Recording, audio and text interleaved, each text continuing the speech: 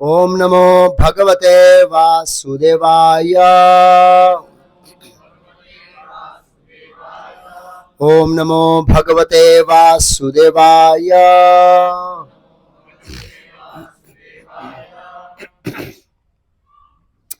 ओम अज्ञानतिमिरान्धस्य ज्ञानांजन शलाकया चक्षुरुन्मीलितं येन तस्मै श्री गुरुवे नमः।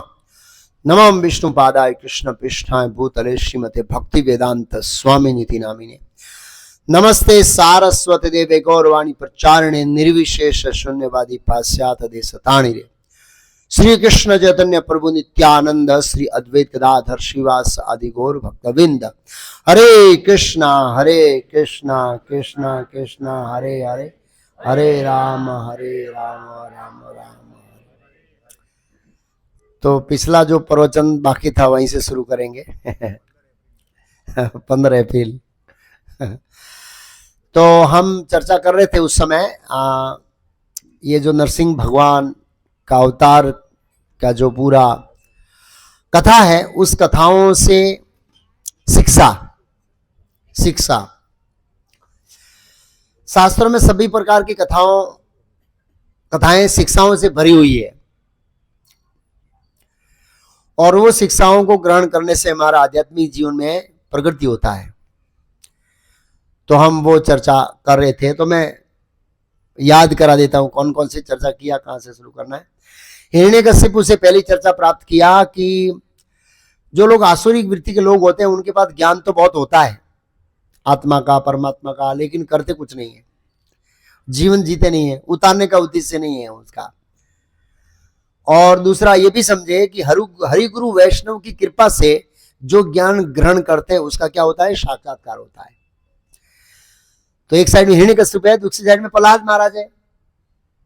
तो प्रहलाद महाराज के पास ज्ञान था, लेकिन वो साक्षात्कार युक्त ज्ञान था। उनको सभी का साक्षात्कार था कि भगवान सर्वव्यापी है तो साक्षात्कार था, आत्मा मरता नहीं है तो उसका साक्षात्कार था, सब चीज का साक्षात्कार था। क्यों? क्योंकि हरि गुरु वैष्णव की कृपा थी।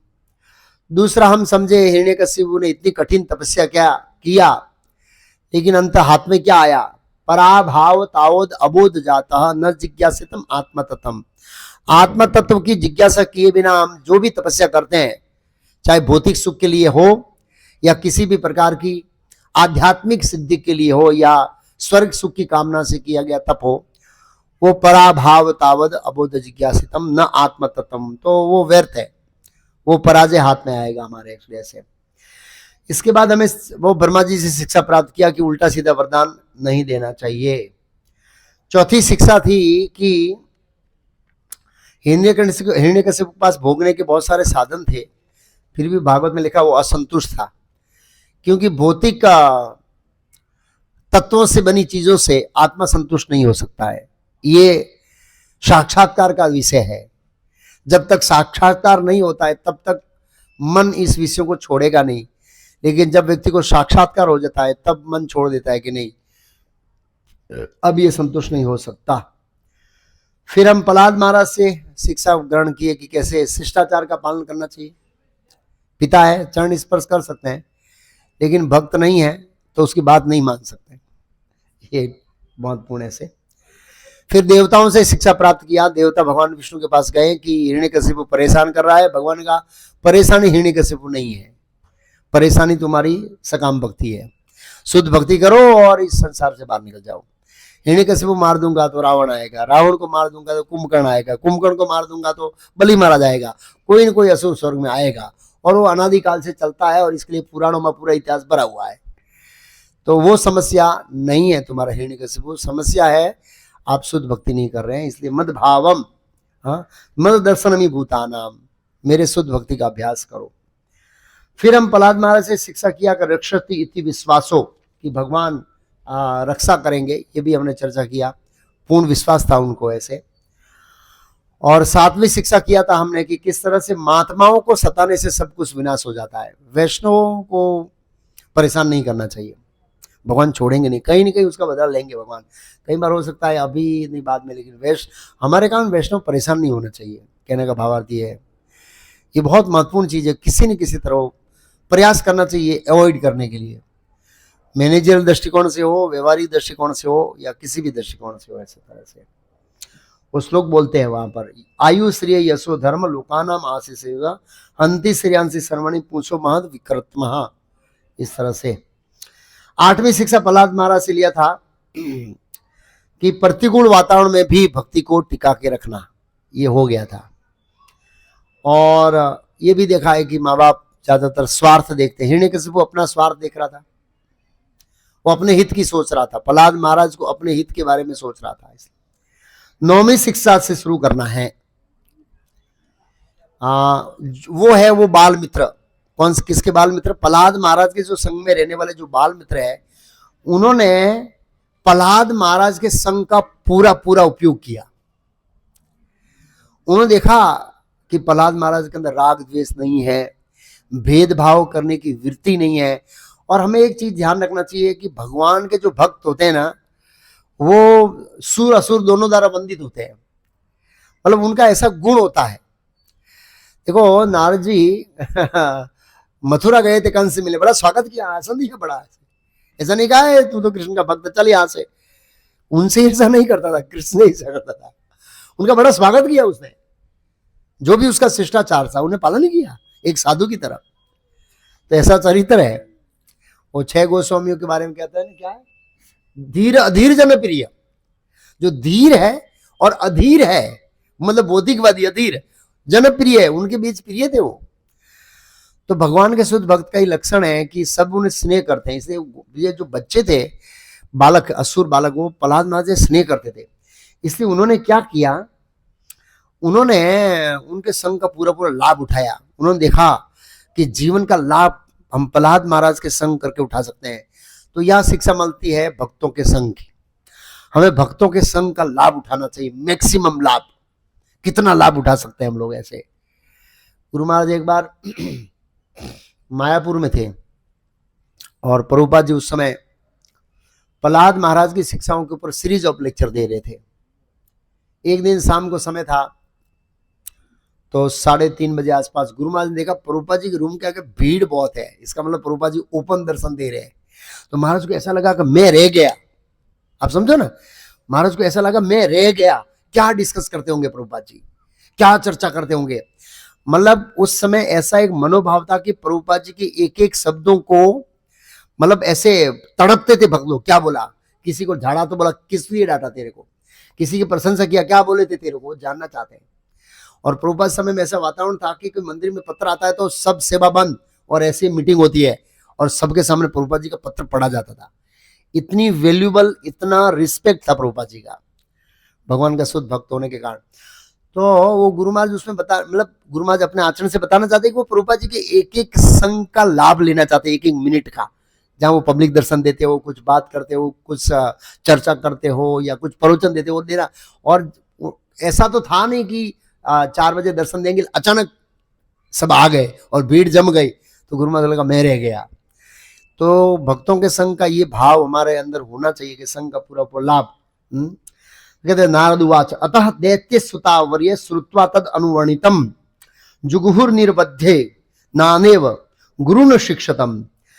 ऋषि मुनि ने आगे कहा, मतलब नारद जी ने कहा, सभी दैत्य पुत्रों ने प्रहलाद महाराज की दिव्य शिक्षाओं की सराहना की, जो उन्होंने दिया उपदेश, सराहना किया उन्होंने कि आपने बहुत अच्छा किया ऐसे, और उन्हें बहुत गंभीरता से लिया। क्या लिया? वो उपदेशों को वो बाल मित्रों ने बहुत गंभीरता से लिया।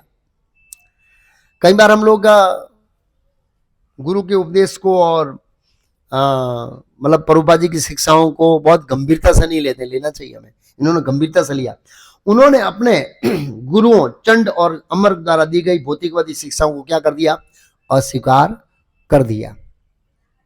तो यहां पर खास करके ये है कि उन्होंने प्रहलाद महाराज के संग का लाभ उठाया। उन्होंने देखा कि जीवन का जो लक्ष्य है भगवत प्रेम प्राप्त करने में, प्रहलाद महाराज का संग बहुत जरूरी है। इसलिए उन्होंने मैक्सिमम लाभ उठाया, उनकी शिक्षाओं को ग्रहण किया और गंभीरता से किया। एक शिक्षा। 10वीं शिक्षा प्रहलाद महाराज से है, प्रतिकूल वातावरण में भी प्रचार करना। एक है प्रतिकूल वातावरण में भक्ति टिकाना, और उसका ऊपर है प्रतिकूल वातावरण में भी क्या करना? प्रचार। तो इसका उदाहरण देखते हैं हम लोग। शिला प्रभुपाद जी किसी भी प्रकार का सपोर्ट नहीं है। प्रभुपाद जी ने अपने गुरु भाई से बहुत मदद मांगी भारत में भी अलग अलग तरीके से कोई सपोर्ट नहीं है, विदेश जाने में कोई सपोर्ट नहीं है, और विदेश में गए तो वहां भी कोई सपोर्ट नहीं है, पूरा प्रतिकूल वातावरण है, सब खाने पीने वाले स्वार्थी लोग ये वो। और प्रभुपाद जी ना तो हॉल है, ना साउंड सिस्टम है, ना मृदंग बजाने वाला है, ना करतान बजाने वाला है। अरे वो तो थोड़ो सामने ठीक से बैठने वाले लोग भी नहीं है। वो तो आते कैसे बैठते, लड़का लड़की ऐसे हाथ में डाल के बैठे थे, पैर प्रभुपाद जी की ओर करते थे। एक में फोटो देख रहा था लोकनाथ महाराज का, तो सब लोग ऐसे बैठे सामने, हाँ लड़का लड़की ऐसे डाले, पैर महाराज की ओर है, ऐसे टेका दे के बैठे, जैसे वो कोई महाराजा बैठे महारानी के साथ ऐसे बैठे। विदेश में ऐसा ही है, और इसका असर आ रहा है। अभी संडे को मैं लेक्चर दे रहा था, तो एक प्रभु जी माता जी आए, और माता जी के साथ वो प्रभु जी बैठ गए। इतना कल्चर नहीं है, इतनी संस्कृति नहीं है कि हमको लेडीज के साथ नहीं बैठना चाहिए। तो किसी बगने गए, उठाए, इधर बैठो। रियली कितना भारत का पतन हो गया, आप सोचिए, कल्चर ही नहीं है, कहीं भी आके बैठ जाते हैं। पुरुषों के साथ में माता जी बैठ जाते हैं, माता जी पुरुषों के साथ बैठ जाते हैं। गुरुवार एक बार लेक्चर दे रहे थे, विदेश में ज्यादातर सामने साउथ इंडियन थे। महाराज बोला, आप लोग साउथ इंडिया से है, दक्षिण भारत से, मैं आपसे एक्सपेक्टेशन रखता हूं कि आप कल्चरल लोग हैं, इस तरह से नहीं बैठा करिए। मतलब वो मिक्सअप बैठे थे भक्त लोग, क्योंकि वो इस्कॉन में भी क्या है, वो विदेशी कल्चर के माइंड वाले भक्तों ने वो इक्वल राइट का एक भूत चढ़ा दिया है। भूत, एक जगह एक मंदिर में लेक्चर था, और इस तरह से वो जिनकी मानसिकता वेस्टर्न कल्चर दी है, माता जी पीछे क्यों बैठे, आगे आ जाइए। सब माता जी आगे आ गई, उनको तो आगे ही आना है। बोला वहां पीछे क्यों बैठे, आगे आ जाइए। बोला तो क्या ना, मतलब हम कल्चर को तोड़ रहे हैं।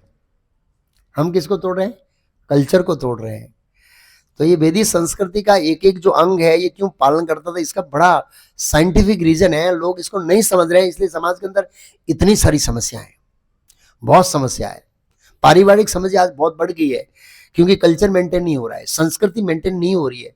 भगवान मूर्खे नहीं है, उन्होंने जो भी सिद्धांत बनाए हैं कि स्त्री पुरुष को कैसे रहना चाहिए, कैसे बात करना चाहिए, किस तरह से वो करना चाहिए, तो वो पूरा मेंटेन होना चाहिए। ऐसे कल जस्ट ऐसे ही, कल हमने क्या एक भागवतम का कोर्स ऑनलाइन कराया, तो कई वर्षों से माता जी को देख रहा हूँ कि क्लास में आ रही है, और ये प्रभु जी की वाइफ है, लेकिन नाम पता नहीं है। मैं बोला ये किसका नाम है, तो बोला मेरा नाम है। अच्छा, मूलत में प्रभु जो भी कांग्रेगेशन माता जी रहते हैं ना, सबका नाम पता नहीं मुझे।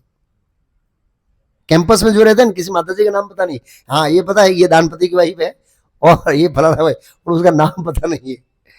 क्यों, हमारा कल्चर नहीं है, क्यों बात करना है माता जी से बिना काम के। एक्चुअली ऐसे एक एग्जाम्पल, तो ये जो हमारी संस्कृति है, बहुत ऊंची संस्कृति है। भगवान ने ये सब सिद्धांत सोच समझ कर बनाए, तो इससे इसका पालन होना चाहिए।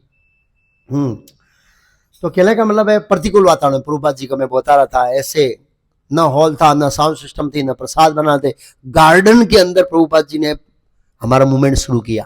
प्रभुपाद जी का I started this movement single person, कितना मेहनत की होगा। पेड़ के नीचे एक आया, दो आया, फिर वो गार्डन से शिफ्ट हो गया क्या, दुकान में।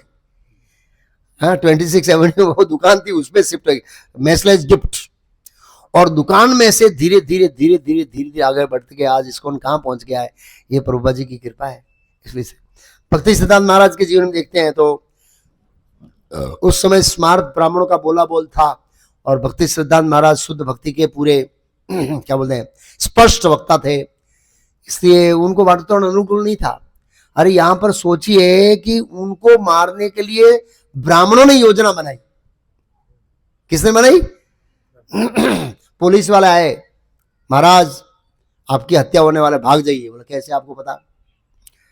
बोला हमारे पास बहुत एडवांस टेक्नोलॉजी है, एडवांस। एक बार वो तीन देश के पुलिस कमिश्नर मिले थे, इंडिया के, अमेरिका के और जापान के, याद है ना वो? तो पूछ रहे भी तुम्हारी टेक्नोलॉजी कैसे काम करती है, ऐसे कैसे पकड़ते हैं? जापान वाले ने बोला 24 घंटा, अमेरिका वाले ने बोला 12 घंटा, और इंडिया वालों ने 12 घंटा एडवांस। एडवांस में पता लग जाए कहां मर्डर होने वाला है। बोला कैसे? बोला मर्डर करने वाला ही आता है, पकड़ो इसको पैसा, और हम इसका मर्डर करना जा रहे हैं, हाथ में ले जाओ। तो भक्ति सिद्धांत महाराज को बोला जो लोग मारने वाले हैं वो हमको रिश्वत दे के गए। इतना एडवांस टेक्नोलॉजी। तो ये भारत है।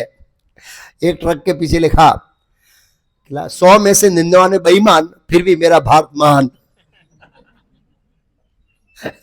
और ट्रकों के पीछे कुछ सूत्र होते हैं, कई कार काम के होते हैं। सोचकर सोचो आपके साथ क्या जाएगा। ये तो बात सही है। लेकिन कई बार गलत भी लिखते हैं, लेकिन कई बार शिक्षाएं काम की होती है। क्या लिखा था एक ट्रक के पीछे, बहुत अच्छा लिखा था, न पेन रखता है न किताब रखता है, फिर भी सबका हिसाब रखता है। ऐसा वो ईश्वर है। बात तो सही है। तो हिसाब तो सबका रखता है। सबको सोचना चाहिए कि हमारा हिसाब भगवान के पास है। तो यहाँ पर कहने का मतलब है प्रतिकूल वातावरण में हम लोग यहाँ नया सेंटर शुरू करना चाहते हैं, तो पहले प्रभु जी मैंने हॉल कौन आपसे, मृदंग वगाड़ा कौन आपसे, मैंने गाड़ी जो से थी, प्रसाद कौन भरी आपसे, डोल कौन उच्चक से। प्रभुपाद जी ने कुछ नहीं देखा। कौन डोल उठाएगा, कौन प्रसाद बनाएगा, कौन मृदंग बजाएगा, कौन कीर्ताल बजेगा, ना शुरू किया। प्रतिकूल वातावरण में कोई सपोर्ट नहीं है। तो भक्तों की शिक्षा लेनी चाहिए, ये प्रचार ऐसे ही नहीं होगा, संघर्ष करना पड़ेगा। बिना संघर्ष के आगे नहीं बढ़ सकते हम लोग। और संघर्ष भी भगवान इतने सस्ते नहीं है। वो संघर्ष, वो हमारा श्रम देखते हैं। श्रम भगवान है, श्रम के भोगता है। आप कितना दे रहे हैं उससे मतलब नहीं है, कितना श्रम से दे रहे हैं ना, आपने उसके ऊपर कितना मेहनत लगाया, वो कृष्ण एंजॉय करेंगे, वाह इसने इतनी मेहनत किया है। क्योंकि वो सब आइटम तो कृष्ण की है, कृष्ण के पास है ही है। वो बुद्ध भगवान की स्टोरी है, शॉर्ट में बता देता हूँ। एक बार बुद्ध भगवान ने अनाउंस किया मैं दान ले रहा हूँ। बुद्ध भगवान दान नहीं रहते थे। तो एक औरत थी, उसके हाथ में वो क्या बोलते दाड़म, तो दाड़म, और लेके भागी। एक राजकुमार आया और एक बहुत बड़ा राजा आया, उसने बहुत बड़ी जमीन दिया। हम बोला वहां रख दो, बस हाथ भी नहीं लगाया, वहां रख दो। और राजकुमार ने कुछ जवेरात इत्यादि हीरे मोती दिया, बोला वहां रख दो। किसी ने ये दिया, वहां रख दो, वहां रख दो, वहां रख दो, रख दो, ऐसे आया। और जो बूढ़ी औरत आई लेके कि प्रभु मैंने सुना आप दान ले रहे हैं। हाँ ले रहा हूँ, बस मेरे पास एक दाड़म था, इसको खाने वाली थी, मुझे पता लगा कि आप दान ले रहे हैं तो आपके लिए आए। तो बुद्ध भगवान खड़े हो गए और चबूतरी से नीचे आए, लाओ ऐसे हाथ दिया। तो सब लोग खड़े होते हो गए, यार इतना सम्मान एक दाड़म के लिए, यहाँ पर इतना सारा दस्तावेज पड़ा है, हीरे मोती जवेरात, इसको बोला साइड में रख दो, साइड में रख दो, साइड में रखो। तो उन्होंने कहा इसका परसेंटेज बहुत हैवी है। क्या हैवी है? परसेंटेज। इसके पास सब कुछ था, दे दिया। आप लोग कोई 10% है, कोई 5% है, कोई 2% है, कोई 1% है। इसलिए तो भगवान ये देखते हैं कि तुमने अपने लिए कितना रखा है। हाँ अपने लिए कितना रखा, मुझे कितना दे रहा है वो नहीं, अपने लिए कितना है वो कृष्ण देखेंगे। प्रभुपाद जी के लेक्चर है, ये लोग वृंदावन क्या करते हैं, रिटायर्ड हो जाते हैं, भक्त लोग की बात कर रहे हैं प्रभुपाद जी, और पैसा कमाया वो सब बच्चों के नाम के रख के खाली माला झोली लेके चले जाते हैं। प्रभुपाद जी के Krishna asking you come only with anti हेमडेड ओनली जब back, where is money. Prabhupada ji का लेक्चर है। ये पैसा कहां छोड़ के आएगा तू, वो भी मेरी सेवा में लाना था। प्रभुपाद जी ऐसे कहना चाहते हैं। जो भी है, तो कहने का मतलब ये है, क्या क्या चर्चा पे कर रहे थे हम लोग, शर्म शर्म शर्म। भगवान मेहनत देखते हैं हमारी कि हम कृष्ण को प्लीज करने के लिए, कृष्ण को आनंद देने के लिए कितना मेहनत कर रहे हैं, उसके ऊपर बहुत निर्भर मायने रखता है एक्चुअली ऐसे।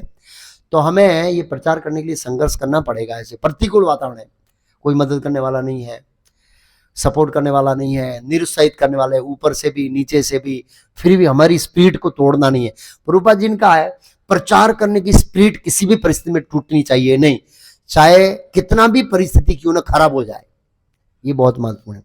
11वीं शिक्षा हिरण्यकशिपु से, कृत्रिम रूप से कंट्रोलर बनने से हम सुखी नहीं हो सकते हैं, अंततः दुखी होंगे। कंट्रोलर, कई बार क्या हम अपने आप को कंट्रोलर समझते हैं, तो बच्चा बात नहीं मानता है तो परेशान हो जाते हैं, यार मानता क्यों नहीं, मैं उसका बाप हूं, अब ऐसे डांट दें, मानता नहीं है।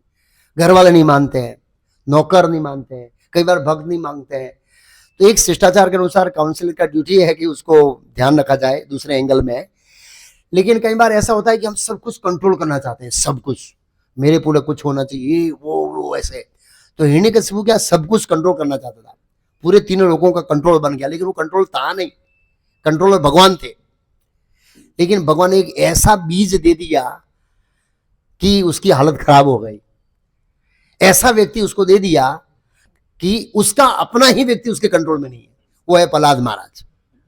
33 करोड़ देवता ब्रह्मा जी शिव जी को छोड़कर बाकी सब देवता उसके कंट्रोल में, गंधर्व किन्नर राक्षस ये सब उसके कंट्रोल में, पृथ्वी लोक के जीव सब कंट्रोल में, बस खाली एक बच्चा कंट्रोल वाला नहीं। और दूसरा समस्या ये है कि उसके लिए वो कुछ कर नहीं सकता है। परेशानी ये है उसको कंट्रोल में करने के लिए उसके पास कोई साधन ही नहीं है। वो परेशान हो गया। उसमें लिखा एक दिन तो ऐसे बैठ गया, इसको ले जाओ। उसको देखने से उसको जेलसी होती थी, यार ये मेरे से कंट्रोल क्यों नहीं हो रहा है। तो अंततः कंट्रोलर भगवान है, हमें समझना चाहिए। और कई बार अगर हमारे गुरु है, हरि गुरु वैष्णव है, किसी को हमारे अंडर में सौंपते हैं तो फिर हमको सुधारना हमारा कर्तव्य है। ऐसा नहीं है कि नहीं है, वो तो है ही है। लेकिन हमें यह सोचना चाहिए कि हम कंट्रोलर नहीं है। कई बार लोग अति से कंट्रोल करना चाहते हैं, तो वो कंट्रोल नहीं होना चाहिए। कोई जीव ठीक है, हम कहाँ कंट्रोल में कृष्ण के, तो कृष्ण जबरदस्ती करें क्या? हम कृष्ण कंट्रोल में कहाँ थे? इसलिए मिलिट्री वर्ल्ड में है ना। हम स्वतंत्र रहना चाहते हैं। इस जगत में सब लोग सब आपके अंडर में नहीं रहेंगे भाई। आप समझे मेरा पॉइंट? हम कृष्ण के अंडर में नहीं रहे ना, स्वतंत्र होकर यहाँ आए। हमने कृष्ण की बात नहीं मानी तो हिरण्यकशिपु के कंट्रोल में सब कौन रहेगा? एक पॉइंट है। तो कहने का मतलब है कि कंट्रोलर बनने से हम अंततः दुखी होंगे। अगर हमारी सेवा की भावना है और हरि गुरु वैष्णव ने हमको प्रचार करने को बोला है, हमारे अंडर में भक्त है, तो निस्संदेह में देखना है। ऐसा नहीं है, उनकी जवाबदारी बनती है, उनको डांटना भी पड़ेगा और उनको कंट्रोल भी करना पड़ेगा। नहीं तो क्या वो छवछंदी होकर अपनी भक्ति को क्या करेगा? खराब कर देगा। तो वो कर्तव्य बनता है। लेकिन सेम टाइम हमें ये जो कंट्रोलर की भावना है उसे सावधान रहना चाहिए। हिरण्यकशिपु कंट्रोलर बनने गया, लेकिन भगवान ऐसा ही बीज उसके घर में दे दिया। इतना वो जो लोग कंट्रोल जो उसके अंडर में थे उसका सुख नहीं है, जो अंडर में नहीं थे उसको इतना दुख है कि वो सुख का आनंद नहीं ले रहा है। जैसे कई बार होता है ना, हमारे पास फंटी होती है और पड़ोस वाला मर्सिडीज लाया, हम जल रहे हैं, यार ये मर्सिडीज लिया, यार ये मर्सिडीज लाया। अरे तुम फंटी में मजा ले ना भैया, छोड़ना, तेरे फंटी का मजा जा रहा है। आप समझिए ना, हम दूसरे का जलन देखकर अपना फिर जो आनंद है ना वो बिना काम के डिस्टर्ब होते हैं। ऐसे तो छोड़ देना चाहिए प्रहलाद महाराज को, रियली ठीक है, छोड़ देना चाहिए तो शांति हो जाती है उसके जीवन में। करेगा उसने वो कंट्रोलर बनना नहीं छोड़ा, इसलिए वो मरा अंततः। ऐसा है, तो सावधान रहना चाहिए इसमें। ऐसे ओके मतलब हमारा ऐसा होता है कि सॉरी हाँ, ऐसा होता है कई बार पुरुष भी पत्नी को समझते हैं कि ये मेरी दासी है इस तरह से कंट्रोल करना चाहते हैं। और इस आधुनिक युग में माता जी का कंट्रोल होती नहीं है, वो तो प्रभु जी का कंट्रोल करती है। हाँ, मैं कई बार देखता हूँ ऐसे प्रभु जी सेवा करते हैं तो अचानक प्रभु जी जा रहे हैं, फिर मैं पहुंचे क्यों, वहां से इशारा आता है, बाप रे बाप इतना पावर, प्रभु जी मार जाऊ पर से हो है। लेकिन मैं बोला ये मैसेज कहाँ से आया? फिर मैं ध्यान से देखता हूँ, माता जी इशारा करती है, क्या पावर है, एक इशारे पे प्रभु जी सेवा छोड़ के चलो घर भाई। ऐसा देखने को मिलता है। ऐसे तो माता जी को इशारा नहीं करना चाहिए, सेवा करके पूरी कर देने जाना चाहिए। कोई आधे घंटे में कुछ हम लोग क्या है आराम नहीं कर पाएंगे, ऐसे जो भी है। तो कहने का मतलब वो ये इस तरह ये जो डोमिनेटिंग नेचर है वो एक ऐसा है। ओके, 12वीं शिक्षा है, जब भगवान प्रकट होते हैं तो भक्त शरणागत होते हैं और असुर युद्ध करते हैं। ये देखा गया है, जब भगवान प्रकट होते हैं तो असुर युद्ध करते हैं, ललकारते हैं भगवान को, और जो भक्त होते हैं वो शरणागत लेते हैं। प्रहलाद महाराज ने भगवान की शरणागत लिया देखकर, और हिरण्यकशिपु ने क्या किया? ललकारा। रावण ने राम को देखा, ललकारा। विभीषण ने शरणागति लिया। भगवान कृष्ण शांति दून पद के गए थे, पितामह भीष्म जैसे लोगों ने वहां पर राजसभा में शरणागति लिया, और दुर्योधन ललकारा इस क्या बोलते हैं कपटी और क्या बोलते हैं जादू वाले व्यक्ति को, क्या करो बंदी बनाओ, चैलेंज दिया उसको। ऐसे तो ये देखने में आया, असुर लोग भगवान का विरोध करते देखने पर, और भक्तगण है वो स्वीकार करते हैं। ध्रुव महाराज ने शरणागति लिया भगवान की, ऐसे देखा इत्यादि वगैरह। ऐसे प्रहलाद महाराज से शिक्षा। अब भगवान नरसिंह देव प्रकट हो गए, इन्हीं कैसे वो फाइट कर रहा है, युद्ध चल रहा है ऐसे, और हिरण्यकशिपु का वध हो गया है, वध होने के बाद भगवान नरसिंह देव जितने भी हिरण्यकशिपु के क्या बोल रहे हैं फॉलोवर्स थे, जो उनके कट्टर अनुयायी थे, वो अपने स्वामी का बदला लेने के लिए नरसिंह देव भगवान से क्या करने आए, युद्ध करने आए। और भगवान ने ऐसे ऐसे ऐसे ऐसे पैसे रूह की तरफ फेंक दिया, बस और कुछ नहीं कर भगवान, ऐसे ऐसे हाँ फेंक रहे थे।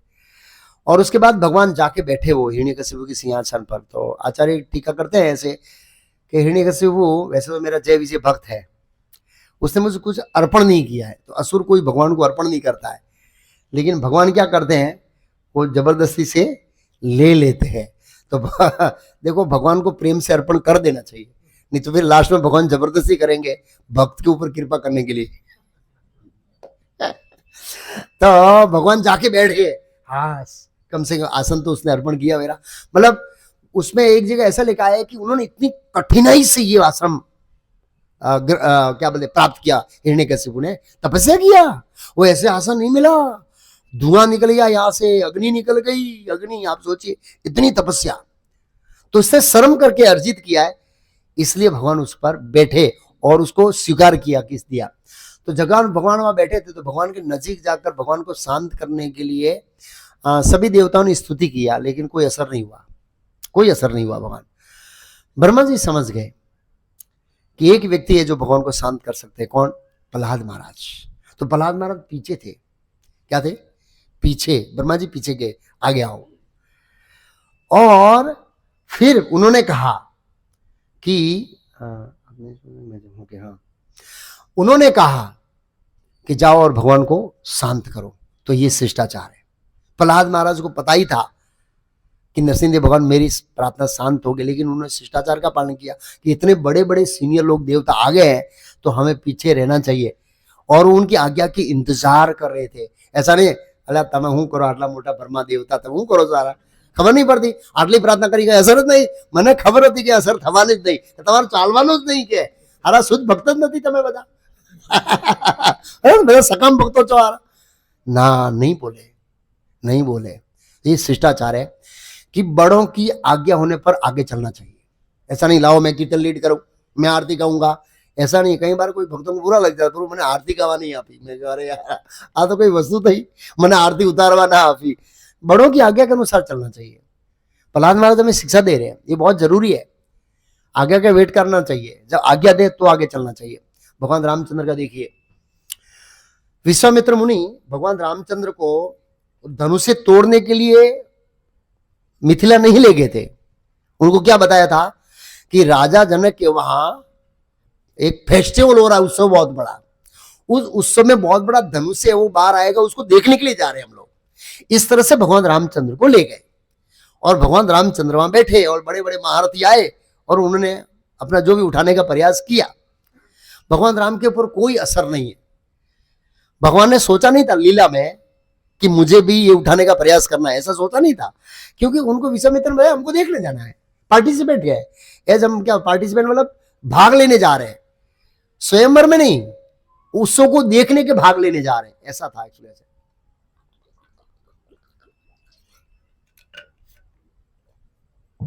बड़े बड़े महारथी आए, प्रयास किया, नहीं विफल हुए, तो विश्वामित्र ने कहा राम जाइए, जैसे आप क्या गया।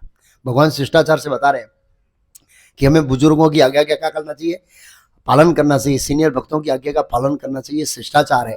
आज्ञा का इंतजार करना चाहिए, आज्ञा के अनुसार ही हमें चलना चाहिए। दूसरा उदाहरण वो भी है, वहां भी व्यास देव ने जब ये लोग थे वहां पर, कहाँ पर, नित्यानंद प्रभु का जन्म स्थान कहाँ है, एक चक्री नगरी में थे पांडव। और व्यास देव ने बोला कि कुंती तुम एक काम करो, तुम्हारे बच्चों के साथ पांचाल जाओ, वहां उत्सव हो रहा है, वो पार्टिसिपेट करो उसमें।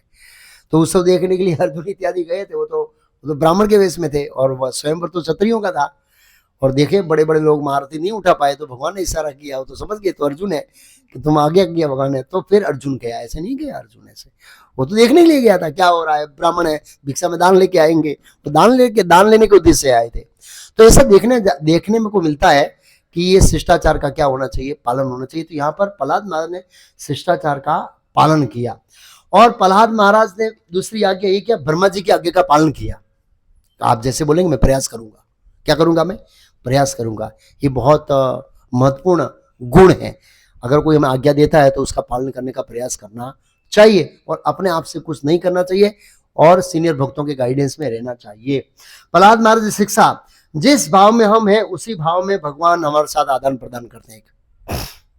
सभी देवताओं को भगवान क्रोधित लग रहे थे, लेकिन प्रहलाद महाराज को नहीं लग रहे थे, इसलिए सरसराट चले गए भगवान के पास और उसमें कहा है कि प्रभु मुझसे आपके स्वरूप से डर नहीं लगता है। अच्छा, तो उसमें बहुत डायलॉग है जबरदस्त, मेरी आंखें जो है उससे डर नहीं लगता, बोला नहीं लगता है, मेरे दांत उससे डर नहीं लगता है, ऐसे एकदम नजीक है, ये इससे नहीं, इससे नहीं, इससे नहीं, इससे ऐसे। और मैंने जो दहाड़ मारी, दहाड़ उसमें लिखा है, उन्होंने दहाड़ मारी तो दिगी भग, दिगी क्या बोलते हैं वो, दिग्गज दिग्गज दिग्गज, वो 4 दिग्गज है वो कांप गए, 4 हाथी कांप गए भगवान की दहाड़ से। उससे डर नहीं लगता, उससे नहीं लगता, इससे नहीं लगता, इससे नहीं लगता, इससे नहीं, किससे डर लगता है? बोला असुरों के परिवार में जन्म लिया ना, उसका डर लग रहा है। आप सोचिए, आपके स्वरूप का भर नहीं लग रहा है, असुरों के परिवार में इस भव संसार में आ गया हूं, इसका डर लगता है। मतलब प्रहलाद महाराज कितने गंभीर है संघ को लेकर, ये सबसे बड़ा डर है। क्यों? बोला इसके एक श्लोक का शब्द का प्रयोग हुआ था, बोला ये असुरों का परिवार मार काटने वाला परिवार है, दया जैसी इसमें कोई नाम निशान नहीं है। हाँ, कसाई, कसाई जैसे लोगों के घर में मेरा जन्म हो गया है, कसाई। तो कहने का मतलब है भक्तों को किससे डरना चाहिए? भव सागर से डरना चाहिए, ये वैतरणी से डरना चाहिए। उनको वैतरणी से डर लग रहा था, भगवान के ये रूप का डर नहीं लग रहा था। तो हमें ये जन्म मृत्यु जरा व्याधि के दुख दोषानु दर्शन में उसके प्रति हमें सचेत रहना चाहिए।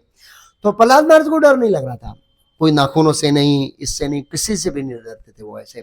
क्यों? बोला प्रभु आपसे क्या डरना, आप तो हमारी रक्षा करने वाले, अब जिस रक्षा करने वाले से डरेंगे तो हम जाएंगे कहाँ? ये उनका प्रहलाद महाराज का क्या था, भाव था, रक्षा करने वाले से डरेंगे तो जाएंगे कहाँ? क्यों? क्योंकि प्रहलाद महाराज की जो चेतना है ना, वो इस तरह उन्नत हो गई थी कि उनको डर नहीं लग रहा था, इस भाव में स्थित थे। दूसरे लोग थे, उनकी चेतना इतनी उन्नत नहीं थी, इससे डर लग रहा है। तो ये यथा माम प्रपद्यन्ते, हम जिस भाव के अंदर है भगवान ऐसा ही आदान प्रदान करेंगे। जैसे ही कृष्ण मथुरा गए, वहां पर अलग अलग श्रेणी के लोग थे जिसकी चेतना का स्तर अलग अलग था, तो अलग अलग लोगों ने भगवान को देखा। नंद महाराज भी वहां थे, ओह कृष्ण आ गया ना, गोपाल ने देखा, अरे यार हमारा मित्र आ गया है। और जो गोपियां थी प्रेम के स्तर पर, अरे ये तो हमारा प्रेमी आ गया। और जो सामान्य लोग थे, देखा महापुरुष आ गया है समथिंग। और जो मल थे उसको मसल्स दिख रहा था, अरे बाप रे बाप, ये तो मसल्स हमारे जैसे ही है, ये तो लड़ने में मजा आएगा। लेकिन दूसरों को लग रहा था ये सुकुमार है और ये मसल्स वाले है, बॉडी बिल्डर है। लेकिन उनको नहीं, उनको दिख रहा था ये तो हमारा जैसा ही है, बहुत लड़ने में मजा आएगा। और कंस ने साक्षात मृत्यु के रूप में देखा। अब जिसने जैसी दृष्टि का विकास किया था ऐसे ही उनको दर्शन हुआ। ऐसे ही हम जो है हमारी चेतना का जैसा विकास करेंगे ना, ऐसा ही भगवान हमसे आदान प्रदान करेंगे। हमारी चेतना का स्तर जो रहेगा, ये यथा माम प्रबंधिते। तो यहाँ पर हम देखते हैं देवता लोग, दूसरे सब लोग भयभीत थे, लेकिन प्रहलाद महाराज भयभीत नहीं थे क्योंकि चेतना इतनी उसकी थी। ओके, 15वीं शिक्षा, नम्रता। प्रहलाद महाराज की नम्रता, जबरदस्त नम्रता है प्रहलाद महाराज की। तो प्रहलाद महाराज जब प्रार्थना शुरू करते हैं तो ब्रह्मा जी की आज्ञा थी, प्रार्थना करो, भगवान को शांत करो। तो बोला मैं प्रयास करूंगा। तो प्रार्थना में पहली लाइन बोलते हैं, प्रहलाद उवाच ब्रह्मा आदयः सुरगणा मुनियोत सिद्धा सत्वे कतान गतयो वदसा प्रवाहे न आराधितुम पुरु गणेर दुनाति विप्रो किम तोष्टुम अहर्ति समय हरि उग्र जाते। प्रहलाद महाराज ने प्रार्थना की, असुर परिवार में जन्म लेने के कारण ये कैसे संभव हो सकता है कि मैं भगवान को प्रसन्न करने के लिए उपयुक्त प्रार्थना कर सकूं? ये कैसे संभव हो सकता है? आज तक ब्रह्मा इत्यादि सारे देवता, समस्त मुनिगण उत्तम उत्तम वाणी से भगवान को प्रसन्न नहीं कर पाए। यदि सारे व्यक्ति सतुगुणी एवं परम योग्य है, फिर मेरे विषय में क्या कहा जाए, मैं तो बिल्कुल अयोग्य हूं। तो मैं आज सनातन गोस्वामी का जीवन चरित्र वो सब पढ़ रहा था। चैतन्य महाप्रभु ने कहा, आज सनातन गोस्वामी और रूप गोस्वामी उनको मिले रामकिली में, उन्होंने कहा हम पतित है, ये है, वो वर्णन किया चैतन्य महाप्रभु का, मेरा छाती फट रहा है, अब मेरे से आगे सहन नहीं होगा। आपकी ये क्या बोलते हैं, नम्रता का दूसरा नाम क्या है, ये एक शब्द और है, दैन्यता। दैन्यता, ये भक्ति का एक बहुत गुण लाना चाहिए, नम्रता और दैन्यता इत्यादि ऐसे ऐसे। तो यहाँ प्रहलाद महाराज की देखने को मिलते हैं। पता है प्रहलाद महाराज को भी, सबको भी, सत्यम विधातुम निज भृत्य भाषितम, कि प्रहलाद महाराज के वचनों को सत्य करने के लिए भगवान प्रकट हुए हैं। विशेष प्रहलाद महाराज की रक्षा इत्यादि जो भी, खास करके मेन तो उनके वचनों को सत्य करने के लिए। लेकिन फिर भी प्रहलाद महाराज समझते हैं कि मैं, जब ब्रह्मा जी जैसे बड़े बड़े लोग हैं वो भगवान को संतुष्ट नहीं कर पाए तो मैं कैसे कर पाऊंगा, वो अपने आप को अयोग्य समझते हैं। तो ये बहुत महत्वपूर्ण है। प्रभुपाद जी बोला नम्रता है वो आध्यात्मिक जगत का द्वार है, द्वार। तो नम्रता ज्ञान से आएगा, ज्ञान से जब भगवान की महानता और हमारी तुच्छता का पता लगेगा कि हमें कितने तुच्छ है। खाली कुछ नहीं, इस शरीर में हम इच्छा कर सकते हैं।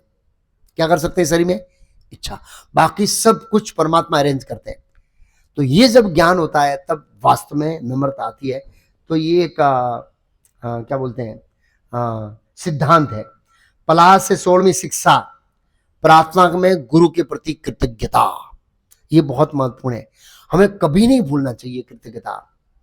एक है कृत्यधन और एक है कृतज्ञता, कि मैं उस मेरे गुरु नारद मुनि को कैसे भूल सकता हूं, उनकी सेवा कैसे छोड़ सकता हूं, जिन्होंने मुझे आपसे क्या किया है, मिलाया है। तो हमें याद रखना चाहिए कि इस भव संसार से उठाकर, हमारे पाप को लेकर, हमारे ऊपर दया करके, हमें मार्गदर्शन देकर भगवान तक पहुंचाने की जवाबदारी दीक्षा के समय कौन लेता है? गुरु लेता है। कौन पाप लेगा भी हमारा? कौन पाप लेने के तैयार है? कोई पाप नहीं लेता है। दीक्षा के समय रियली शिष्य का पाप गुरु लेते हैं। प्रभुपाद जी से कई बार ऐसा देखा जाता, दीक्षा के दूसरे दिन बीमार हो जाते थे, ऐसा कई बार देखा जाता है सन्यासियों में, प्रभुपाद शिष्यों में। तो ये क्यों है? क्योंकि दीक्षाओं का शिष्यों का पाप ग्रहण करते हो। तो हमें गंभीरता से समझना चाहिए कि गुरु महाराज ने मेरी जवाबदारी लिया है, भगवत धाम ले जा रहे हैं, मुझे शिक्षा देने के लिए इतना ट्रोलिंग कर रहे हैं। अभी जैसे ऐसे ही मधुकंड प्रभु की चर्चा हो रहा है, जहां गुरु महाराज नहीं जा रहे हैं वहां गुरु महाराज मधुकंड प्रभु को भेज रहे हैं। क्यों? शिष्यों की केयर करने के लिए। एक बार मुझे कोई बोल रहा था, एक कंट्री में, बहुत साल पहले की बात है, बहुत साल पहले की बात है, एक कंट्री में गुरु महाराज का एक ही शिष्य था और गुरु महाराज गए वहां और वो मायापुर आ गया। महाराज ने बाद में देखा, भाई मैं तेरे लिए, तेरे संग देकर यहाँ आया हूं और तू मुझे बताया यहाँ चला गया। आप समझिए गुरु महाराज क्यों ट्रोलिंग करते हैं, शिष्य को संग देने के लिए इतने लेक्चर क्यों देते हैं? हमारी भक्ति का पोषण करने के लिए, पोषण। तो हमें ये कृतज्ञता हमेशा, यस्य त्रिसंध्यम वंदे गुरु श्री चरणार विंद, हमेशा याद करना चाहिए कि ये गुरु महाराज की कृपा है जिसके कारण हम भक्ति कर पा रहे हैं। ये कृतज्ञता कभी मन में भूलना नहीं चाहिए। और ये कृतज्ञता की दिन प्रतिदिन क्या होनी चाहिए? वृद्धि होनी चाहिए, वृद्धि। गुरु के प्रति एक प्रगाढ़ हृदय के अंदर ऊंचा आदर और रिस्पेक्ट होना चाहिए और दीक्षित भक्तों को खास इसके प्रति बहुत समर्पित होना चाहिए। तो प्रहलाद महाराज इनका गुणगान गाते हैं, इनका नारद मुनि का, जिसकी कृपा से उनको दर्शन दे, भगवान का दर्शन हुआ। 17वीं शिक्षा है प्रहलाद महाराज से। 17वीं शिक्षा में प्रहलाद महाराज ने अपना मूड व्यक्त किया है, खास करके वैष्णव का मूड कैसा होना चाहिए। एक वैष्णव होता है, उसका मनोभाव क्या होना चाहिए आध्यात्मिक जीवन के अंदर, वो उन्होंने व्यक्त किया है। प्रायेण देव मुन्य सविमुक्ति कामा मौनम चरंती विजनेन परर्थ निष्ठा नेतान विहाय कृपणा मुमुक्षे को नान्य तवदस्य शरणम भ्रमतो अनुपस्ये। हे भगवान नरसिंहदेव, मैं देख रहा हूं तो संत पुरुष तो अनेक है, किंतु वे अपने ही मोक्ष में रुचि रखते हैं। प्रायण देव मुनि है, मुनि लोग सब विमुक्ति कामा, अपनी मुक्ति की कामना करते हैं ज्यादातर लोग। यहाँ भक्तों के लिए बहुत महत्वपूर्ण शिक्षा है। प्रभुपाद जी ने इसके ऊपर कई सारे व्याख्यान, कई सारे शिक्षाएं, कई जगह ये प्रभुपाद जी ने कोट किया है। इसलिए से प्रायण सब मुक्ति कामा, अपनी मुक्ति में, अपनी मुक्ति में या फिर भौतिक दृष्टिकोण से अपने स्वार्थ में रुचि रखते हैं। हमें पता है मैराथन चल रहा है, लेकिन एक दिन छुट्टी गिराएंगे तो आज 5,000 का बकरा चला जाएगा, काउंट 5,000 चला जाएगा। रविवार को जाएंगे, प्रभु निकला है वो नहीं लागतो। मतलब हम स्वार्थ देखते हैं अपना, मेरा ये हो जाएगा, इतना पैसा कट जाएगा और इतना लॉस हो जाएगा। तो ये सब स्वार्थ देखते हैं हम लोग, दूसरे का कल्याण के बारे में नहीं सोचते हैं। सोचना चाहिए सभी मुक्ति कामा। और ठीक है, यही नहीं सोचते हैं तो फिर अपना पहले भजन देखते हैं। भजन तो देखना चाहिए, लेकिन उसके साथ साथ हर भक्त, हर वैष्णव का कर्तव्य है कि क्या करना चाहिए, प्रचार करना चाहिए। अगर प्रभुपाद जी ये दया नहीं होती, प्रभुपाद जी के अंदर ये मूड नहीं होता, तो आप हम सब यहां नहीं होते। प्रचार करने में संघर्ष होता है, चैलेंजेस होती है, समय देना पड़ता है, हाँ, घर से निकलना पड़ता है, बिजनेस से छूटना पड़ता है, जॉब से जल्दी छूटना पड़ता है, थकान लगता है, प्रयास करते हैं कई बार। और मैंने देखा कई बार इतनी मेहनत करते हैं, इतनी मेहनत करते हैं भक्तों के पास, और भक्त भक्ति छोड़ के चला जाता है। बड़ा दुख होता है यार, इतनी भक्ति किया फिर भी चला गया। नहीं, रियली ऐसा होता है। तो हमें इससे निरुत्साहित नहीं होना चाहिए, यहाँ पर ध्यान रखना चाहिए। तो प्रायण देव मुने सब विमुक्ति का मौनम चरंती विजन न परवर्त निष्ठा। मौन धारण करते हिमालय में जाते हैं। आजकल तो हिमालय में नहीं जाते हैं लोग, क्योंकि हिमालय में क्या रखा है आजकल, पैसा तो सिटी में है, एसी सिटी में है, गाड़ियां सिटी में है। हिमालय कौन जाएगा भाई? आज सब साधु सिटी में बड़े मजे से हरिद्वार में पड़े हैं, एसी वेसी लगाकर बड़ी बड़ी गाड़ियों के अंदर, ऐसे रियल ऐसा ही है। न पर अर्थ निष्ठा, प्रभुपाद जी इसका अनुवाद बहुत जबरदस्त लिया है। न पर अर्थ निष्ठा, दूसरे जीवों के कल्याण के लिए, उनको कृष्ण भावनामृत में लाने के लिए रुचि नहीं रखना, ऐसा प्रभुपाद जी उसका शब्द मीनिंग किया है। ऐसे तो हमें ये बहुत ध्यान रखना पड़ेगा, प्रचार समय देना पड़ेगा, प्रयास करना पड़ेगा, तब भक्त बनेंगे। ऐसे भक्त नहीं बनेंगे। हमारे पीछे भी कितने लोग पड़े होंगे तब हम भक्त बने ना, हमको पता है ना, कितने पीछे पड़े हैं तब हम भक्त बने। ये फोन किया, आओ आज प्रसाद है, इधर है, आइए, वो फॉलो, फोन मैसेज व्हाट्सएप। तो हमें भी दूसरों को पीछे पड़ना पड़ेगा। कई बार बोलो हूँ करिए, कोई लेतो ज नहीं, कोई भगवत दर्शन मेंबर बनता ज नहीं, कोई सत्संग में आवतो ज नहीं, बंद कर दो प्रभु, शा माटे आ झंझट लेवानी। तो प्रभुपाद जी ने ऐसा सोचा होता तो ये झंझट क्यों लेने का, क्यों अमेरिका जाऊं मैं, कौन मदद करने वाला है वहां पर, ठीक है चला जाओ। तो गुरु ने बोला देखा, अमेरिका जाके आ गया गुरु महाराज, बस नहीं हुआ कुछ। हाँ बस ऐसा नहीं है। बहुत गंभीरता प्रचार करने के लिए मेहनत करना पड़ेगा। और खाली प्रचार ऐसे नहीं होता, खाली समझाना है। प्रसाद बनाने के लिए प्रसाद बनाना पड़ता है, बिछाना पड़ता है, तो घर से जल्दी आना है, तैयारी करना है, कीर्तन में भाग लेना है, आरती में भाग लेना है। तो ये सब प्रचार के एक पार्ट्स है। तो टाइम देना पड़ेगा, इसमें कहने का मतलब है टाइम सेक्रीफाइस करना पड़ेगा।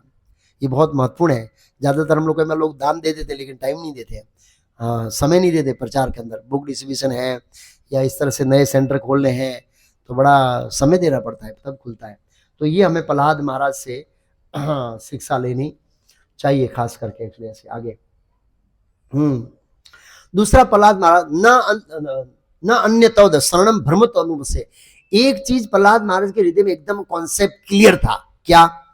कि जब तक जीव आपके शरण में नहीं आता है वो सुखी नहीं हो सकता है। बस ये साक्षात्कार हो गया ना, फिर प्रचार करने के लिए हमको क्या आएगा? जो स्वयं सो यार इतना बड़ा गाड़ी में घूम रहा है ना, ये तो मजे में है, उसको क्या पीछिंग करना है ना। एक बार एक व्यक्ति का फोन आया, 30 लाख की गाड़ी में, और हाईवे पर बैठा बैठा रो रहा है। मैं नौकर के सामने रो नहीं सकता, घर में भी रो नहीं सकता, इसलिए ये संसार ऐसा है। 30 लाख की गाड़ी में हाईवे पर रो रहा हूं, बोला ऐसी समस्या, रियली ऐसी समस्या। ये संसार कितना खतरनाक है। और हम सोचे यार 30 लाख की गाड़ी में कितना सुखी है, तो हमको पता है सुखी है एक्चुअली। एक घटना, सत्य घटना है। मैं पहले वापिस जाता था, तो एक भक्त है, भक्त मतलब उस समय कम भक्त है, अभी भक्त बन गए। उसने बोला प्रभु एक बार बीच में उतरना है। वो गांव का नाम नहीं लूंगा, नहीं तो भाई क्या, बीच में उतरना है। ठीक है, क्या काम है? मैं बस प्रभु आप पूछिए मत, मैं बताऊंगा जब समय आएगा। था उतर गया, मेरे गाड़ी में ले जा। रास्ते में बोला मेरा एक मित्र है, शराब बहुत पीता है, और उसको समझाना है कि शराब छोड़ दो, बहुत अमीर पार्टी है। ये जगह है ना, इससे तो डबल उसका बंगला है। ये जो पूरी जगह है ना, उससे उसका डबल बंगला। फैक्ट्री किसकी फैक्ट्री थी भूल गया, उसकी फैक्ट्री। और उसका प्रभु गॉड गिफ्ट का फुल ड्रिंक किया हुआ है। कंपनी में कोई मशीन खराब होगी, फोन पे ठीक करा देता है, ऐसे करो ऐसे करो ऐसे करो ऐसे करो ऐसे करो। ये गॉड गिफ्ट है, इसलिए वो पैसा कमा रहा है। अब उसके लड़के की शादी हो गई है, घर में बहू आ गई है, और ये पिया हुआ रहता है। घर वाले बहुत परेशान हैं। तो सब 4 भाई थे, वो सब जॉइंट रहते थे, बड़ा बड़ा बंगला एकदम साथ में ऐसे। बहुएं हैं, बेटियां हैं, और ये पिलपिया सब रो रहे हैं घर में। मैं सोच रहा, मतलब लोग सोच रहे हैं ये बंगले वाले बहुत सुखी है, लेकिन अंदर तो सब रो रहे हैं, क्योंकि भगवान ने भगवत गीता में कहा दुखालयम अशाश्वतम। यहाँ लंबे समय तक कोई सुखी नहीं रहता, कहीं ना कहीं वो रोएगा। कोई बच्चे के कारण रो रहा है, कोई पति के कारण है, कोई इसके कारण है, समस्या ही समस्या है, समस्या। एक बार अंकलेश्वर में हम गए थे डोनेशन लेने के लिए, एक व्यक्ति बड़ा दुखी था, वो महाराज आज मूड नहीं है, क्यों? बस 15 दिन हुआ बेटी की शादी का, टूट गया है, बहुत बड़ा बंगला प्रभु, बहुत बड़ी फैक्ट्री, बहुत डिस्टर्ब था उस दिन, तो 15 दिन में टूट गया है। लोग करोड़ों रुपया शादी में खर्चा करते हैं ऐसे। तो कहने का मतलब क्यों ये सब, न तब से शरणम भ्रमत्व अनुपस्य, क्योंकि जीव जब तक आपके शरण में नहीं आएगा इस तरह से संसार में दुखी रहेगा। तो ये हमें हृदय से कन्विंस होंगे तो प्रचार कर पाएंगे, नहीं तो नहीं करवाएंगे। 18वीं शिक्षा, भगवान से भौतिक वरदान नहीं मांगना है। क्यों? प्रहलाद महाराज ने कहा मैंने मेरे पिता का वरदान देख लिया है सब वरदान थे, बहुत प्रकार के वरदान थे, और आपने पूरा हो गया वरदान। इतनी तपस्या करके सब वरदान सब पानी में चले गए, क्या काम का वरदान? भौतिक वरदान नहीं मांगना है, आध्यात्मिक वरदान मांगना है। कई बार क्या है, हम भगवान से जबरदस्ती करते हैं, पर वो दे दो ना, भक्ति अच्छी करूंगा। देखो उसमें क्या है, भक्तों और भगवान की कंपटीशन चलती है। भक्त भगवान से मांगता प्रभु ये दे दो, भगवान कहते पर तू शरणागति ले ले फिर दे दूंगा, और भक्त बोलता प्रभु एक बार दे दो फिर शरणागत हो जाऊंगा। ना तो भगवान झुकते हैं ना भक्त झुकता है दोनों ही अपनी मोनोपोली पकड़ के बैठे हैं। भक्त बोले प्रभु एक बार दे दो, एक घर कर दो ना, फिर तुम्हें शरणागति हूं बस। भगवान बोले पहले शरणागति ले लो फिर घर दे दूंगा प्रभु एक जॉब दिला दो ना, एक जॉब मिल जाएगी, बाद में आपकी सेवा जबरदस्त करूंगा। बोला नहीं, तुम पहले सेवा कर लो फिर मैं तेरे को जॉब दिला दूंगा। अब भगवान को पता है कि ये प्रॉमिस टिका नहीं पाएगा, क्योंकि भौतिक जगत में ऐसा देखा जाता है कि लोग बोलते हैं ये मिल जाए बाद में भक्ति करेंगे, ऐसा नहीं होता है। मेरे अभी भी एक नाम याद है, विद्यानगर में 2012 में वीपी साइंस कॉलेज का एक प्रोफेसर, उसका नाम विपुल ब्रह्मभट्ट, ऐसे आगे बैठ के लेक्चर सुनता है, और 1.5 साल के बाद गायब हो गए। मैंने भक्तों पूछा कहाँ गए, तो बोला वो इसलिए आ रहे थे उनका कोई संतान नहीं हो रहा था, अब संतान हो गया तो चला गया। मैं बोला राधा की इसको कहाँ दिया बेचारा को, और नहीं देना चाहिए बच्चा, और बच्चा नहीं दिया तो आता रहता, आपने बच्चा दे दिया तो चला गया हाँ ऐसा सत्य घटना प्रभु, विजयनगर सत्य घटना ऐसे। विपुल ब्रह्मंड, विपुल साइंस के प्रोफेसर प्रभु। तो कई बार भक्त लोग क्या है जो मिल जाता है फिर चले जाते हैं, फिर देखें आएंगे प्रभु, कोई बात नहीं। तो कहने का मतलब भौतिक वरदान नहीं मानना चाहिए। समय में पूछा परो धर्मो यतो भक्ति अदोक्षजे अहेतु की अप्रतिता यही आत्मा सुभति। कई बार ऐसी कठिनाई है और हमें भक्ति करने में बहुत ही बाधा हो रही है, तो भगवान को बोल सकते हैं आपको ऐसा लगता है कि ये देने से मैं भक्ति में गिरूंगा नहीं तो ही देना, अगर आपको लगता है ये देने से मैं गिर जाऊंगा तो मत देना रियली। लेकिन ऐसा मांगना बड़ा कठिन है। हम मान नहीं प्रभु दे दो मैं सुधर जाऊंगा बस। कई बार बोलते प्रभु कल सुधर जाऊंगा, कल सुधर जाऊंगा। भगवान बोलते नहीं प्रभु कल सीरियस दे दो, एक बार दे दो फिर दे दो मैं सीरियस हो जाऊंगा। भगवान को पता है ये सीरियस होने वाला नहीं है, इसलिए ऐसे इस तरह से। तो प्रहलाद महाराज ने अपने लिए भी वरदान नहीं मांगा, नरसिंह देव भगवान ने दिया वरदान, बताता हूं मैं क्या क्या दिया। तो नरसिंह देव भगवान प्रार्थना से 9वां अध्याय पूरा प्रहलाद महाराज ने प्रार्थना किया, 9वां अध्याय 7वें स्कंद का, और लास्ट में 5 श्लोकों में नरसिंह देव भगवान ने बहुत उनका वो गाया ग्लोरिफिकेशन, और उनका अभिवादन किया उनके गुणों का, और का वरदान मांग मेरा दर्शन विफल नहीं जाता है। तो 10वें अध्याय के 5 श्लोकों में प्रहलाद महाराज का मैं बनिया नहीं हूं, मैं व्यापारी नहीं हूं प्रभु, आप स्वामी हैं, मैं सेवक हूं, हमारा संबंध यही है और कोई कामना नहीं है। फिर बोला ठीक है वरदान देना चाहते हो दे सकते हैं, क्या मेरे हृदय में कोई भी भौतिक कामना ना रहे। नरसिंह देव भगवान की दृष्टि में ये वरदान नहीं है। वरदान में कुछ लेना, मतलब ऐसे भगवान वाला लेना, ऐसे कुछ कुछ मैं दूं, ये तो कचरा निकालना, ये वरदान थोड़ा ही है। ये तो भक्ति करेगा तो ऑटोमेटिक निकल जाएगा, लेकिन मैं वरदान का मतलब मैं कुछ दूं ऐसे। भगवान संतुष्ट नहीं हुए, फिर भगवान ने दिया, क्या दिया बताए, 1 मनमंत्र तक असुरों का राज्य का भोग करो। क्या करो? अब भगवान की आज्ञा है, भगवान को लगा कुछ देना चाहिए इसको, मेरा दर्शन कभी विफल नहीं होता है, दिया। और क्या दिया बताए, 2-3 चीज दिया एक्चुअली भगवान ने वरदान में। फिर भी भगवान को लगा ये भी कम है मेरे लिए। भगवान ने फिर इंसिस्ट किया, उनको उत्साहित किया, वरदान मांगो। क्योंकि ये तो भगवान ने सामने से दिया, प्रहलाद महाराज नहीं मांगा। उनको लगा है कि इसको कुछ वरदान देना चाहिए मुझे। तो सुदामा की कथा में ऐसा है कि भगवान कृष्ण सुदामा के हाथ में कुछ नहीं दिया। क्यों बताए? भगवान बोला हाथ में कितना दूंगा, बस ऐसे मोतियों का एक पोटला भर दूंगा, कितना उठा के जाएगा? ये तो ऑलरेडी कमजोर है, दुबला पतला है तपस्या कर रहा है, 10 किलो मोती उठाएगा, 15 किलो उठाएगा, कितना उठाएगा? तो ये तो मेरे लिए बहुत कम है ना। और भगवान इतने लक्ष्मीपति है, इतने बड़े बड़े ब्रह्मांडों के अधिपति है, और 2 किलो हीरा मोती दे दिया, तो ये तो भगवान को शोभा नहीं देता है, ऐसे फीलिंग नहीं होता है ना। कोई करोड़पति होता है, वास्तव में दानवीर होता है, कोई वास्तव में दानवीर, और उससे किसी को 1 रुपया दे तो उसको लज्जा आती है, यार इसको 1 रुपया दो, ये तो मेरी इज्जत का सवाल है। ऐसा होता है। अभी ऐसा नहीं होता है, अभी तो 1 रुपया ही देते हैं, करोड़पति होता तो ये और कई बार भिखारी भी गुस्सा होता था, ले मैं तेरे को 10 रुपया देता हूँ। मेरे को ऐसा बोल दिया एक बार, मेरे को ऐसा, गंगोत्री जमुनोत्री में गया था मैं पहले, तब किसी को दिया था, बोला 1 रुपया क्या देते यार साधु के, ले मैं तेरे को 10 रुपया देता हूँ। भिखारी भी बड़ा हो गया है यार, ऐसा है। तो कहने का मतलब है, इसलिए सुदामा को जबरदस्त ऐश्वर्य दिया, लिखा उन्होंने, लक्ष्मी भी आश्चर्यचकित हो गई। तो भगवान को लगा ठीक है मैंने कुछ दिया, तो भगवान तो लक्ष्मीपति है। फिर भगवान ने बहुत उत्साहित किया, कुछ मांगो, तो कहा पिता का उद्धार कर दीजिए। किसका उद्धार कर दिए? अपने लिए तो कुछ मांगा ही नहीं। जो भक्त होते हैं अपने लिए नहीं मांगते हैं। जगन्नाथ भगवान की कथा में आता है, इंद्रद्युम्न महाराज को ब्रह्मा जी कहते आपने तो भगवान जगन्नाथ को बहुत ही प्रकट किया, वरदान मांगो। क्या वरदान मांगा वाला? पहला वरदान, मेरे को पुत्र नहीं होना चाहिए। हाँ, और हम होते तो लोग इस संसार में पुत्र के लिए कितना वलखा मारते हैं।